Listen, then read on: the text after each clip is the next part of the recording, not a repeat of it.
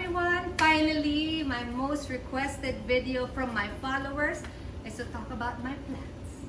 Okay, ito yung mga plants ko, nakakakuha ko lang, and I just want to share na ito yung mga plants na kung saan ako nag-start. Sa mga una kong binili. Unboxing, pero ano ba to? Unpapering? Anyway, una-muna, if you notice, I'm gonna tell you one by one. Medyo all related sila, pero ang snake plant kasi, these are the snake plant, and you'll be surprised also, this one is a family of the snake plant family. So, iba-iba silang tawag eh, and sila yung medyo hardcore, that's the word, medyo hardcore for indoor. So, konting light lang, and a little bit of water, buhay na sila, a little bit of hi, hello, okay sila. Sige, let me start from snake plant here. So, this one, kita niyo pa ba ako? So, I think you'll see this everywhere. Kahit sa kalsada makikita niyo to. This is the most famous snake plant. And they look pretty, diba? Okay sila. So, let's open it. So, I rather have them in a, parang in a, yung basic na black containers or pots because I have baskets, I have mga accessories. Can you see? Parang hindi. So, eto sila. So, this plant is from, if you get a plant at meron silang care card, diba? O, care card guide, snake plant. So, makikita mo naman yung mga directions dyan. And if you have one, usually talaga nagbibigay sila dito from Plants Manila. Makikita mo yung direction. And for me naman, depends din naman. Yung direction and instructions to plant your, to water or to care for your plant. Depende rin sa sitwasyon nyo. Like sitwasyon, ito siya. So for me, I like this because ito talaga yung tumatagal. If you see, I have one in the corner. And madami ko ng ganito na nasa labas na para lumaki na dumami na sila ng dumami ng anak. So, this one is advice ko na you can take and it's, you can get for kung gusto mo mag-start. And easy to grow actually, mabilis sila. And, okay, second one. Okay, ito naman tayo sa mga. This one is actually one of my favorite. Ito yung mga common makikita nyo rin. Pothos. Pothos is, marami din silang variety ng family. As in, marami. This one, you'll see a green, plain one. This one is variegated. Meron din silang iba-ibang medyo mas pa. Okay. This one, pagka medyo maliit, I wanted na may pot. Kasi you can put them in your table and in mga corners or sa bookshelves. This one is also easy. Kasi they can grow everywhere, anywhere. Parang kahit dumikit lang sila sa wall, they can just grow there. Parang ganun sila ka-easy. They can adapt. So, ito yung mga advice ko rin na if you have a small window, even you don't have to take them out. Pero for me, I really advise na lahat ng plants, actually, they need sun. So, there's no such thing na hindi sila mamamatay. They will die if you ignore, you don't give care, and wala silang water and sun. They still need water, sun, and air. Next is this one, parang everyone's favorite. This is a rubber plant, also from Plants Manila. And this one I have parang 8 feet tall rubber plant. Also this one I requested na regular pot lang because I have a basket for this beauty. Variegated, meron silang 2-tone, may 3-tone, dami talaga. One time I went to Japan, actually, nagdala ko dito ng, parang 2-tone or 3-tone, parang nandiyan siya. I'll show you guys later. Anyway, this one is also good for your home, kasi, they still need sun. Solid sila, so hindi basta mamamatay. It doesn't need a lot of care, basta may sun and water lang sila, okay na sila. So I advise this one, and it's such a pretty plant, and mabilis din sila mag-grow. Of course, this one, they call this one also, you'll be surprised, let's open it. also a family of snake plant. Pero, ang itsura niya, para siyang pencil, di ba? I need scissors. There you go. Got scissors and the cut here. Okay. Excuse me, Mr. Silver. So, this one is ano ba to? Sansevieria cylindrica. Isa pa. Sansevieria cylindrica. Yeah, I just call it pencil plant. Pero parang snake plant din naman siya. So, pag pinagdikit mo sila, same din yung parang pattern nila sa leaves nila. Pero ito, it's a parang solid one, di ba? Kaya, hi, this is Mr. Silver, our cat. Of course, he loves plants. So, ito pa pala, we have to open this one. This one is also a family. Sansevieria also, they call it. Sansevieria. So, let's open it. They're all from Plants Manila. And this one is also parang one of my fave. Ito na, nakita niyo yung mga plants na advice ko na you can get if you want to start putting indoor plants in your house or in your condo. Okay, if you want to know my do's and don'ts for my indoor plants, here you go. First, pick the right spot. Well, for me, kasi you can just get a plant na hindi mo na measure or hindi mo alam kung saan mo ilalagay. Kailangan before you get a plant, kailangan planuhin mo muna kung saan mo ilalagay. Like this one, this snake plant, you can't just put it, if you need something for your center table, you cannot just get this size. You have to know all the size of the plants that you're gonna get. You gotta measure and pick the right spot. And also for me, it needs light somewhere. If you don't have a window in that spot, you gotta have the time and the effort. Take it out in your balcony or take it out in your door or window. Number 2, research. For me, excuse me. For me, before you get your plant for your place, for your home, syempre kailangan mag-research ka if this is the right plant for your house or for your personality or the plant that actually suits or yung bagay sa place mo.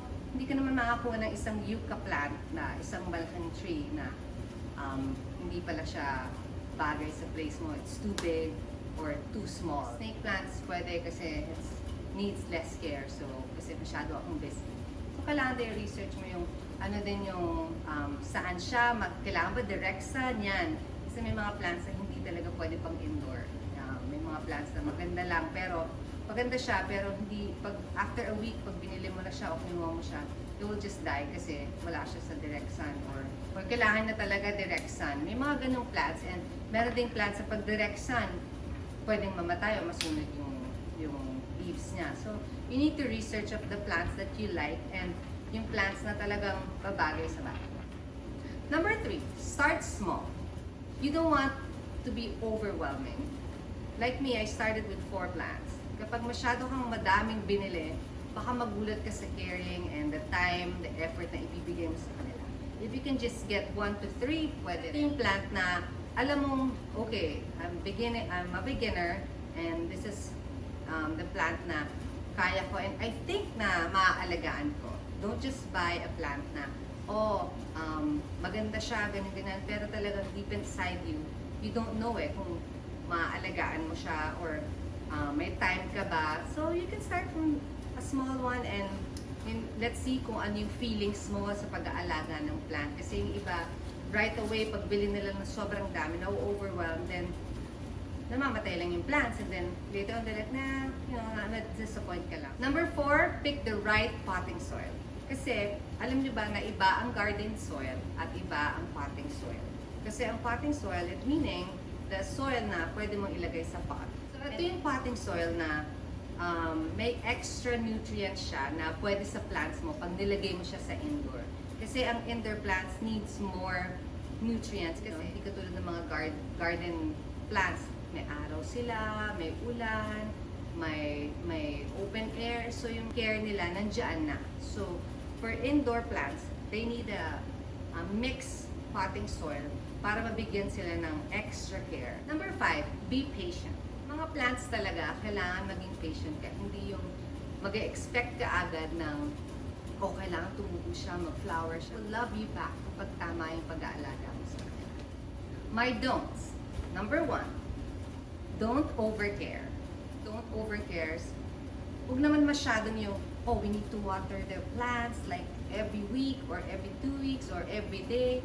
Depende rin sa needs ng plants mo and depende rin sa spot or depende rin sa sun na nakukuha ng plant mo to how to water your plants. So eto, para sa akin, well, etong rocks is fine. Excuse me. Actually, may rocks sila. Okay sa akin ang may rock kung alam mo na yung ginagawa mo sa plants mo. But I suggest, if you're a beginner, maybe make a little spot right there. Or if you don't have rocks, okay then, because for me, I don't water my plants unless nakikita ko na medyo dry na yung soil.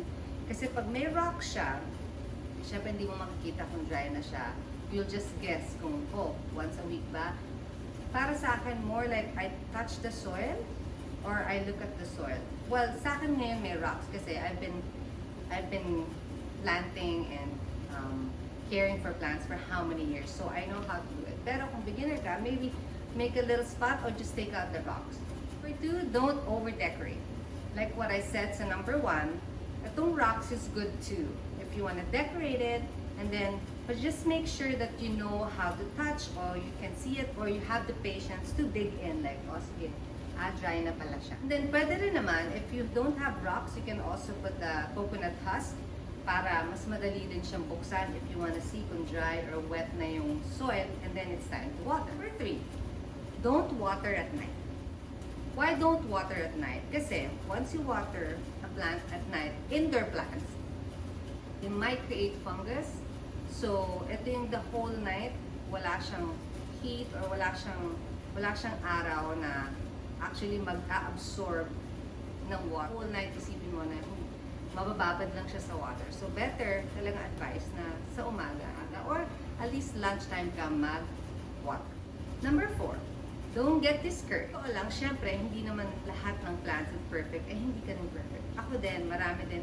Hindi naman sobrang dami. Pero may mga plants din ako na namatay because of too much care or less care or it's just because hindi talaga bagay sa bahay ko yung plant na yun. Kaya it just died. Well, to be honest, medyo siguro I can say na normal yung namamatayan ka ng plants kapag nag-start ka and eventually you get discouraged, like mas madidepress ka na parang, oh my God, I don't want to start it again. But that's why it takes time. Hindi basta yung, that's why I said na start small and pick the plants na talagang tatagal sa bahay mo. And just be patient and talagang kailangan kunin mo yung plants na talagang gusto mo. Hindi basta lang magka-plants ka. And kailangan mahalin mo sila kasi talagang they will love you back. And may namatay na plants sa'yo and then just, learn and research. Everything that I said in the do's and don'ts, actually, at the end of the day, talagang if you really want a plant and you love them, kahit anong ways na gusto mo, they will live in your house and they will love you back. So, there you go. Yan ang aking mga do's and don'ts. Actually, marami pa yan. Siyempre, medyo mahaba na tong video na to. Pero sa akin din, if you can fertilize, maybe depends also what you need. I do it once in 2 months, and also depende rin. I also use Osmocon, and then I wipe them para shiny sila, mukha silang maganda. And then the way I water, and I also save rainwater para mas tipid na and mas healthy pa actually sa mga plants mo. Hello, I'm back. Before I share all the things that I use for my indoor plants, little mga tips that I do for them. Yes, I do take out my plants outside. Then minsan pag umuulan, yes, I take them all out para makakuha sila ng rainwater. And a little bit talagang effort, time, and for me, it's worth it because later on, they look so pretty, healthy, and that's it. And in water, super happy na sila. You don't even need any fertilizer or anything to make them look pretty kasi the sun and rainwater will help you. Ito, nakikita nyo, these are the things that I use, not regularly, but ito yung mga basic na ginagamit. I think marami din gumagamit ito. So this one is a fertilizer, indoor fertilizer that I got from the States. So, there's a little bag inside. Marami na rin ako na. So, sa baba, I also use it for my plants in front of my house. So, I got this. Meron, not sure kung saan meron dito, pero this is cheap in the US. So, ito yung Osmo Pot. This is also from the States, pero alam ko meron na dito. So, you can buy this. This one, I put this as once in 3 months. And then, pag nakita kong wala na sila, this one will last parang 2 to 3 months. So, actually, this one is easy for if we don't have time to fertilize them, you know, every 2 months or once a month. And this one is the shine leaf. So, ito yung this one's perfect. So, kung ayaw mo ng dusting, itsura niya, I just spray them. And bawat isa, I spray them and shine them and wipe them. And of course, this, I use them. Ito yung binibili ko na pang-wipe nila sa mga basahan. Alam ko, nakikita nyo ito sa kalsada binibenta. And of course, I have scissors. I prune. So, pag may nakikita pala kayong mga dead parts na, you just cut it. Or dead leaf, anything, just cut it. Kasi, medyo parang ano yan eh, pag may negative around you, parang na-absorb nila yun, nagiging negative din sila. So, you gotta cut them para mukha din silang happy and then they don't absorb that, you know, kasi syempre parang may patay na dahon sa tabi nila. Parang ganun, may psychological feel, ganun. So, kailangan mo i-prune sila. And also, once in a while, you also repot them. Syempre yung bagong soil, makukuha yung nutrients ng mga plants. So, I use gloves, syempre, pag nag-repot ako. Then this one, ito yung mga spike din na pwede mo itusok din na fertilizer. If you don't have this, that's a perfect one. Alam ko meron dito na to. I got this from an online seller. So, there you go. And then, of course, I have my watering can. Ganyan, no? Para straight. Kasi minsan pag nagbuhos ka ng tabo, di ba, sa bowl. So, this one's like, quiet to be. Anyway, that's all for now. Alam ko, hindi pa enough yun. There's more to share and more knowledge out there. And later on, maybe I can do this again. I hope you guys enjoy it.